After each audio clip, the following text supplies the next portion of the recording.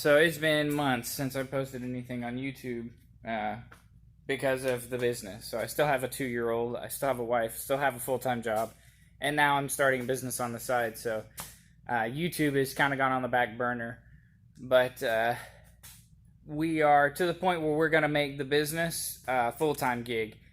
It's kind of exploded since Memorial Day when we did a big push. We did a $20 dyno day. So I did 3 days over Memorial Day weekend. We did $20 dyno pulls, and I think we did 35 cars, and I could have done more if I wanted, but I was just trying to get it advertised, not necessarily to make money. And ever since that day, it's just gone absolutely viral. And this is actually the first chance. I'm working on a car right now. I'm doing a Mustang, and I'm doing a bunch of mods to it, and then I'm going to tune it after I get done. And we had to order parts for that. And so I kind of had a lull. And so I threw the car up here on the dyno to get the E85 tune dialed in. And had some mishaps. Things were going great. Making great power, getting the boost settled in, getting all the part throttle driving dialed in, got all the fueling set up, and started making top end pulls in fourth gear to get the fueling set up in boost and at high RPMs. And the wastegate, all of a sudden I was doing a pull, everything was great. I'd been working on it for 2 or 3 hours, everything was doing great. I haven't had any trouble out of the car in a while. And then all of a sudden it went from 150 kPa to 185 kPa. So I pulled out of it because it was really weird. It just acted really funny.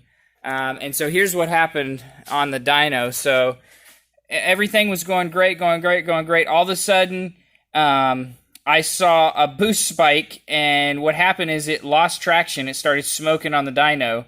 The computer freaked out, pulled a bunch of timing, and then I pulled out of it.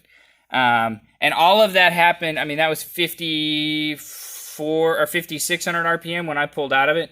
And all that happened like that. I mean, this thing on the dyno is ridiculous. And you can see we were up here at 525, somewhere like that, and still had, and that was at 45, and we were going to rev it out to 65. So I have no doubt in my mind it would have made at least 600. But I went back there, and sure enough, the vacuum tube that goes from the turbo to the wastegate had popped off. And I put it back on, tried to do another pull, and it was just, it was really weird. The fueling that was okay was now all of a sudden super lean 1 second and then super rich the next second. And so I pulled out of it, and I'm like, man, what the heck is going on? I needed to use the restroom, so we've got the restroom back here, and I grabbed the door handle, and there was white powder on my hand. I was like, what in the world? Where did this white powder come from? It should be black. And whenever I came out of the bathroom, there was white powder all over the dyno and all over the back of the car. And I've seen that powder before. I've installed a couple of exhaust systems where I've gutted the cats. My catalytic converter on the driver's side blew out, and that is why my air fuels were going all over the place. And so I stopped doing pulls on it, and I've just had, man, it's been one thing after the next. I got it up here, I guess a month or so ago, and then one of my tires separated. Finally got another chance to get it back up on the dyno, and then my wideband sensor died. So I had to get another wideband sensor, and this is the first chance I've had since then to get it back up here. And now either my because after I fixed the tube that goes to the wastegate, it's still not controlling the boost. It's still spiking up to like 167 kPa, and I want it at 150. I only want to run 7.5 pounds of boost. Don't want to blow the motor up, and I want to be able to, like really beat on it a little bit. I could probably get away with like 10-ish PSI because it's a factory internals, factory springs, factory cam, but I don't want to push it. I want to keep the car for a long time. So I'm going to try to keep it around 600 horse and at the rear wheels, mind you, at the rear wheels. So that's like 700 at the crank. But 600 on the street is a handful. This thing will light up the tires in third gear if I get on it. So I put the boost back on there, cinched everything, or the vacuum line back on there, cinched everything down, and it still wasn't controlling the boost. It wasn't spiking, but it wasn't staying where I wanted it to. So I'm about to yank off the wastegate to see what's going on with those. If something happened, I don't know what's going on.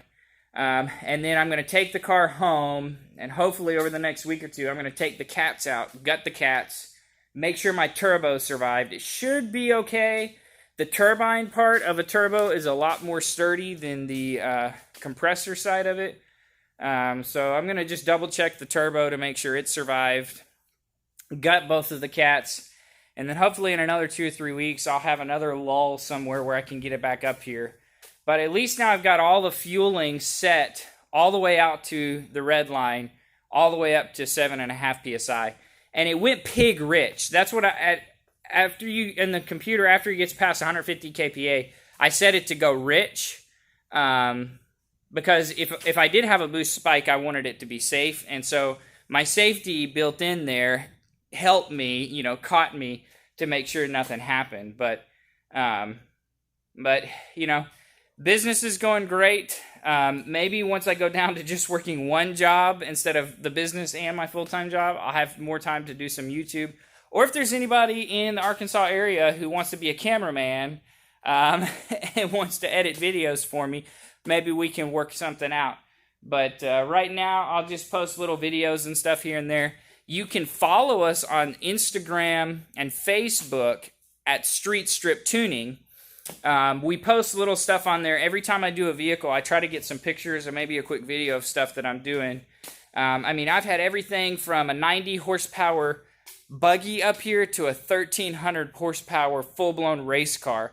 And it was 1,300 horsepower detuned because he didn't want to push it. So, I've had everything in between. I've had little front-wheel drive Hondas that made 170 horsepower. I've had Porsches. I've had all kinds of stuff up here on the dyno.